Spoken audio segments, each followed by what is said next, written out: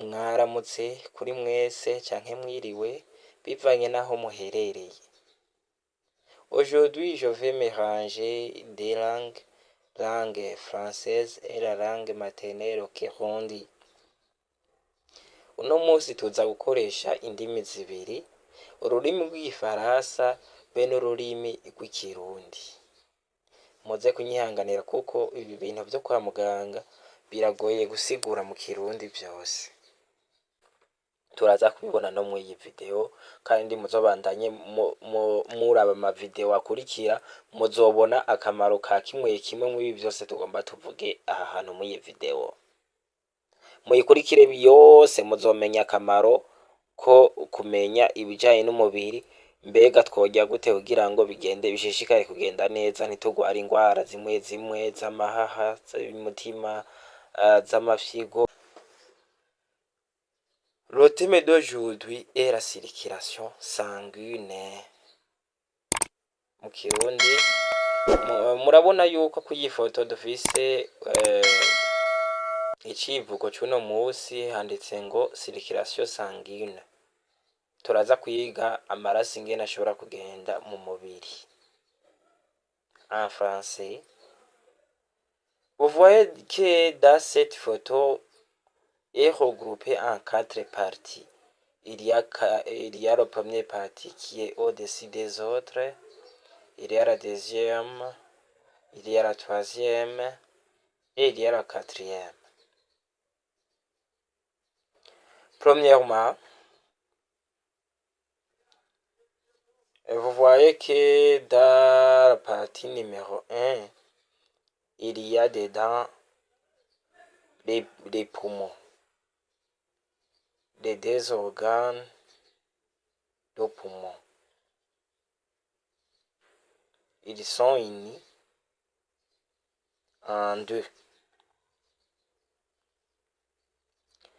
Mu kirundi murabona yuko dufise igicapo kiri mu migwi 4. Hariho umugwi wa mbere, hariho umugwi wa kabiri, hariho umugwi wa gatatu, hariho n'umugwi wa 4. Murabona rero ngahanye ku mugwi wa mbere yuko dufise utuntu tubiri turi mu muzingi. Utwo tuntu tubiri turi mu muzingi tumeze nk'ibiharage bifatanye. Rero ivyo nye ntabwo ari biharage, hubwo nico bita amahaha. Murazi amahaha mwese icakora.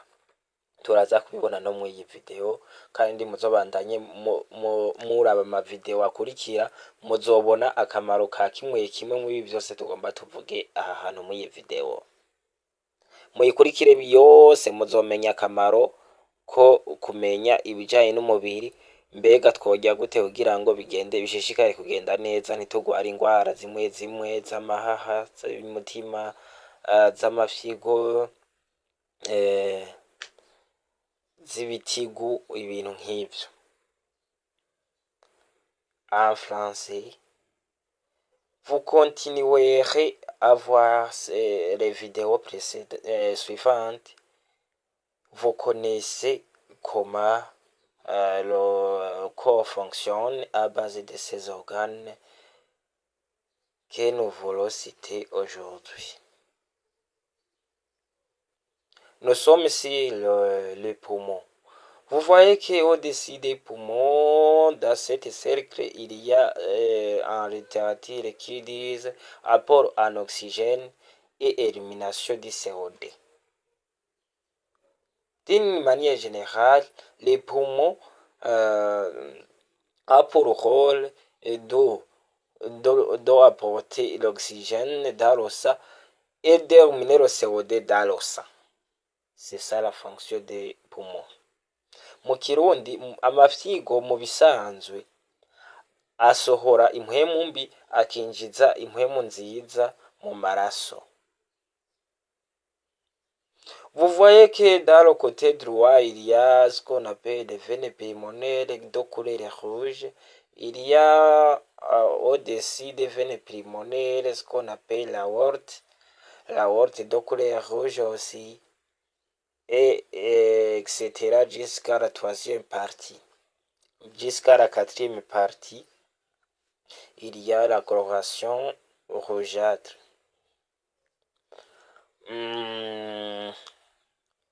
Nous sommes sur les poumons.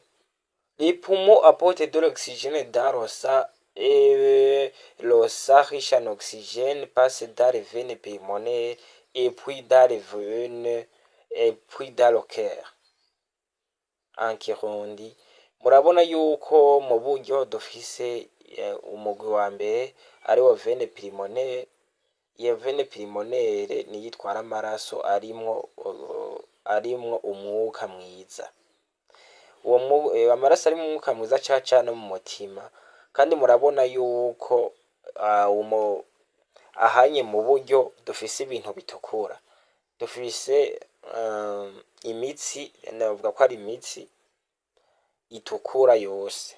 Iyo mitsi itukura rero itwara amaraso arimwo umwuka mwiza avuye hehe? Mu mahaha. Rero turacari ku mapumo atwaye amaraso ayacishije muri vene, mu mutsi witwa vene pulmonaire, uwutwara mu mutima. En français, et le sang contient dans le cœur, car le cœur se contracte, le sang quitte du cœur vers l'aorte, tout en reversant dans le foie. En kirundi murabona yuko amaraso avuye mu mutima acabandanya akaja ku mugwi wa gatatu. Umutima yari mugwi wa mbere, wa kabiri, acaja ku mugwi wa gatatu. Harimwo ibintu bibiri, harimwo iki kigeretse hejuru bacita igitigu, hariho n'ikindi kiri munsi kimeze nk'agaharage, ico naco bacita amafyigo. Amafyigo muraza nabiri, tuzovyiga muri video ikurikira. Mu gifaransa, nous sommes si la deuxième partie qui est composée du cœur gauche. Le cœur gauche apporte du sang riche en oxygène à travers l'aorte et va reverser dans le foie comme nous avons dit. Dans le foie, je peux vous rappeler quelques informations sur le foie. Le foie, c'est un organe qui a en fonction. D'abord, il a deux fonctions.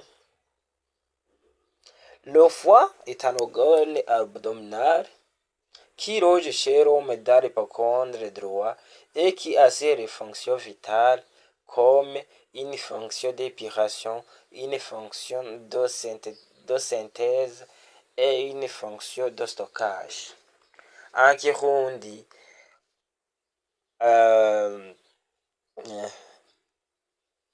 igitigu ni igihimba kimwe cyo mu nda kiri mu muntu, kandi kiri mu buryo bw'umuntu mu nda. Rero gifise ibikorwa bishika kuri bitatu. Ubwa mbere, une fonction d'épuration, ni kijejwe gufata amaraso kigakuramwo ibintu bibi biri mu maraso bishobora kwica umuntu cyangwa bikagwaza umuntu. Nyamba unyoye inzoga kiragenda kikabikuramwo, kigakuramwo uburozi. Nyamba unyoye imiti kirakuramwo uburozi. Uko nuko. Igikorwa ca kabiri, c'est une fonction de synthèse. Synthétiser. Synthétiser bivuga ko ari ivyo uriye gica kigenda kikabihinguramwo ibintu ngirakamaro ku mubiri. Nk'ubu nico gishobora kugira amanutrima y'umuntu. Iyo uriye urazi yuko uburiye ndema mu mubiri canke ukarya ntanganguvu, canke ukarya sanganyangaburo murabizi. Rero igitigo nico kijejwe guca kibihingura ku buryo bitugirira akamaro mu mubiri. Hama igikorwa ca gatatu, une fonction de stockage. Rero igitigo kirafise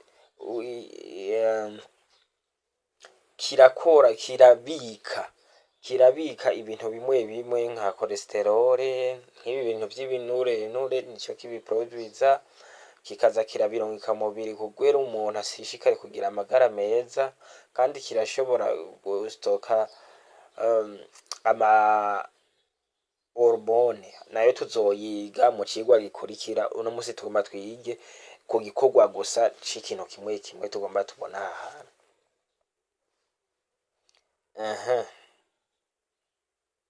Nous sommes sur le foie. Le sang riche en oxygène passe dans le foie pour être purifié, pour être stocké, pour être synthétisé. C'est ça. Et le sang riche en oxygène passe dans le foie vers un organe qui est au-dessus du foie appelé des reins. Les reins ont pour rôle de filtrer le sang et fabriquer de l'urine. Régule la quantité d'eau dans le corps. C'est la deuxième fonction. La troisième, équilibre électrolytique. Et la quatrième qui se termine les fonctions des reins, ce qu'on appelle production des hormones. Mu Kirundi, amaraso avuye mu gitigu acaja muri rein, arico novuga amafyigo, acaja mu mafyigo, nayo akaba ajejwe kugira iki, kuyamimina kugira ngo avemwo imyanda, agaca yongera agakora amasobwe mu Kirundi. Ica kabiri aca agenda, amafyigo aca abajejwe gufata amazi ari mu maraso kugira ngo ayashire mu mubiri, ayandi ayasohore. Ica gatatu niyo ajejwe kugira ekilibre y'ibintu vyose biri mu maraso, nyambari glycide, nyambari nitrima, nyambari ibintu vyose ikintu cose kiri mu maraso, naya mafyigo niyo ajejwe kugira ngo abishire ku munzane, ntibirenge canke bije musi. Ica nyuma, production des hormones. Rero hariho na hormone zimwe ziba produit par les reins. Izo rero tuzoziga mu cigwa gikurikira. Mubandanye mukurikiza mufyonda sabone, subscribe, mwongera mwandika commentaire y'ibintu mukeneye. Nzobereka akamaro ka kimwe kimwe d'une façon détaillée, vyisanzuye. Rero en français vous voyez que toutes les fonctions des reins sont déjà citées. Nous sommes sur les reins.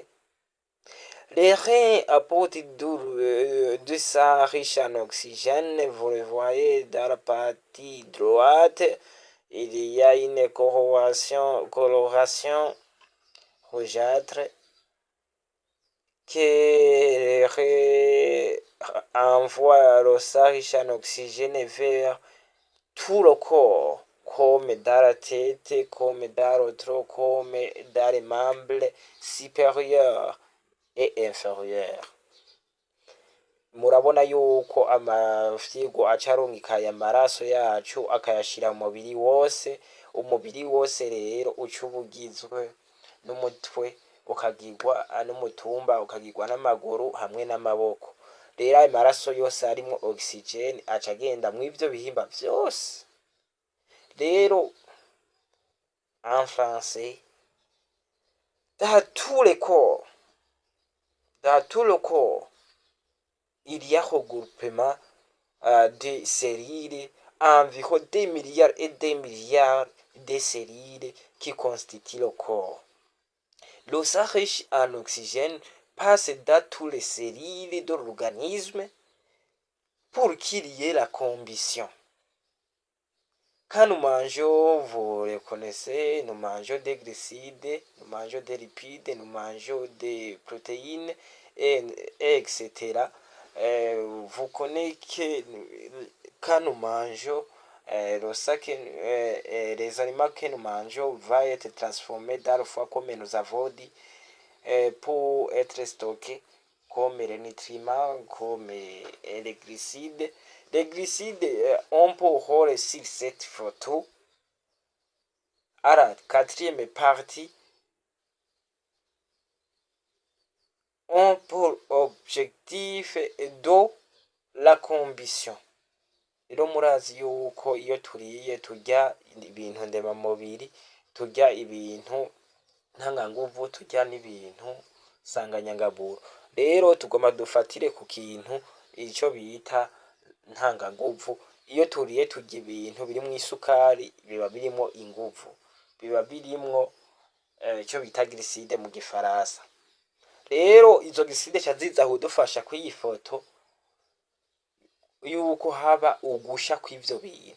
Iyo amaraso arimo oxygene aje rero muri wa mubiri aho twari tugeze, haca haba icyo bita combustion, haca habaho gusha kw'iyo ntanganguvu, iyo onye glycide, mu gihe hateranijwe ko na oxygene.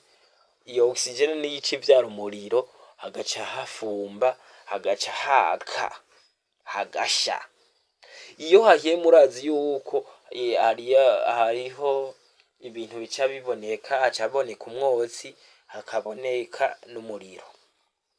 Rero twebwe rero kw'iyi foto ntituvuga umuriro, tuvuga ati CO2. Ntituvuga umuriro, tuvuga ngo inguvu, energy. Haca habaho production de l'énergie et la production du CO2, ari wo mwotsi CO2. Rero iyo havutse inguvu ntihajya ushobora gutambuka, kwinyeganza, gukubita urugohe, vyose nibikorwa n'ibi bintu biba vyabereye aha hantu ku mugwi wa 4 ariho turi mu mubiri. En français, vous voyez que vous connaissez que là où il y a la combustion, il y a production d'énergie, il y a notre production du CO2. Le sang va être coloré en bleu parce qu'il y a le CO2 qui est le gaz carbonique. Murabona rero ahanye tugiye mu bubafu hariho imitsi isa n'ubururu. Iyo mitsi isa n'ubururu kubera iki? Yagiyemwo umwotsi ari wo CO2. Rero ko hagiyemwo CO2 niyo mpamvu ici isa n'ubururu. Rero amaraso, en français, le sang pauvre en oxygène comme le sang riche en CO2 passe dans le foie et puis dans les reins. Et comme vous le voyez à la 3e photo, à la 3e partie, et va être envoyé dans le cœur qui est la 2e partie. Le cœur droit va l'envoyer le sang dans les artères pulmonaires pour être conduit dans les poumons, pour être s'oxygéné de nouveau. Et il y a l'échange gazé dans les poumons, comme nous avons déjà dit que les poumons assez l'échange gazé de l'oxygène et du CO2. Murabona yuko amaraso rero mu kirundi acava ngaha mu mubiri akagenda muri ca gitigu, akongera akaja mu mafyigo, akongera akaberamwo vya bintu vyose, agaca asubira mu mutima naho rero murabona ko umutima ari uwa kabiri. Uwo mutima wa kabiri niwo ntabwo ari umutima wa kabiri, ahubwo ni parti y'umutima igira kabiri, kubera umutima wubatswe n'amaparti ane. Tuzoyiga mu kindi cigwa gikurikira. Mubandanye mukurikira amavideo, muzobona umutima ngene wubatse kandi n'ingene ukora, byose muzobibona, kandi ibyo mwifuza muze murandika muri commentaire, tuzobibigisha. Rero umutima rero iyi parti ya kabiri, iki gice cy'umutima kiri mu buryo nico gice kirungika amaraso atagira oxygene, gice kiyarungika mu mahaha. Amahaha niyo rero acaduha asubira kuzana oxygene, ari wo mwuka mwiza, agasubira akagenda mu buryo hahandi uca ubona hatukura, gaca biguma bibandanya kwa kundi, agasubira umutima, agaca agenda mu gitigo, akagenda mu mafyigo, akagenda umubiri, agasubira kugira ya roturu, kandi biguma ari uko. Umutima nawo uguma upompa, niko amaraso afise oxygene aguma agenda kwa kundi, ayatagira oxygene agenda kwa kundi, bikaguma bizunguruka kunyene. Aha nta maraso namwe yigera hagarara, yose aguma agenda, kuko umutima uguma upompa. Niko haba ishanje gaze, niko haguma haba ishanje gaze uko nyene. Byose uko twabivuze bikagenda biraba, byose bibera rimwe. Imana irakomeye, muzoze murayubaha. Imana inyene ubushobozi, Imana niyirema bigakomera. Haleluya. Mumenye rero akamaro k'Imana. Aha niho rero tubona muri siyanse ububasha bw'Imana, ibintu tutoshobora. Twe twarize, twarasizwe, murumva byinshi biracaducanze, turaciga n'ubu, ariko Imana ni nyabushobozi. Rero mubandanye muraba amavideo, kandi mwiyaboneshe cyane, kugira ngo mushishikare kwibonera ibintu byose bizoca kw'ishene Matare TV.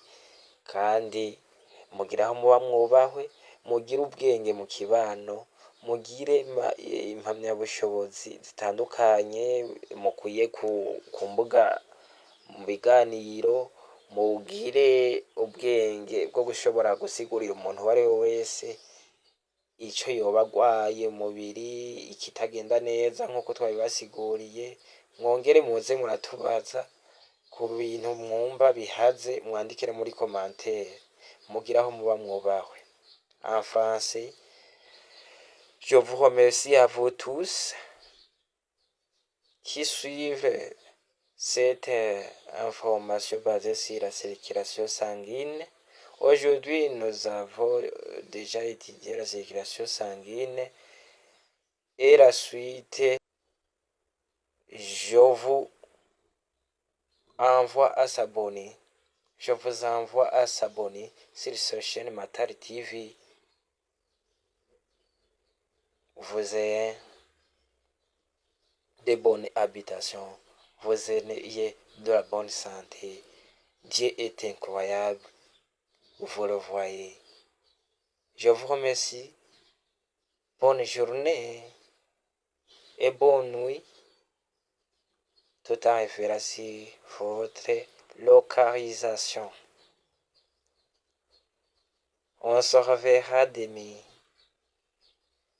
tout en s'abonnant sur cette chaîne. Merci.